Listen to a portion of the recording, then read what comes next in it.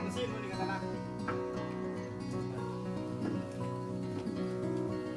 มันได้ครับ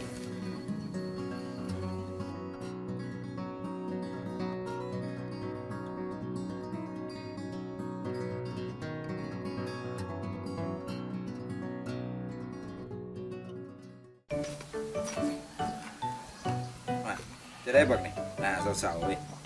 ได้อะไรจากผู้ใดเมีย กูโลเนาะ โอเคนี่เอาดีๆจะเห็นอะไร จะได้เมียอ้าวสัตว์ทองลากเข้าห้องก็ได้เลยเมียมึงคิดยังไงโอ้ย มีประโยชน์เลยเอาบัตรอะไร มาแล้วก็ไป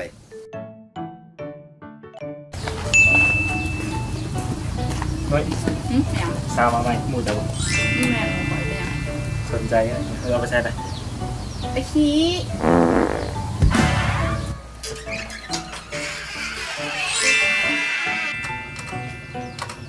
คือว่าอยากถามเจ้าว่าเจ้ามักผู้ชายแบบใดนะ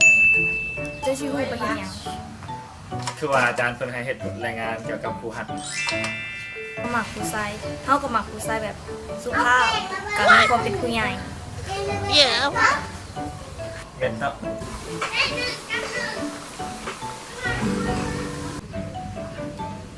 เฮ้ยเสี่ยวผู้ชายบอกว่าคิดฮอดกูเขามักกูมาบ่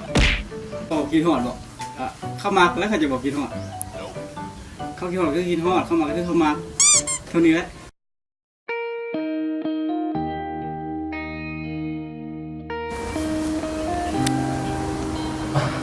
คือเจ็บแถวว่า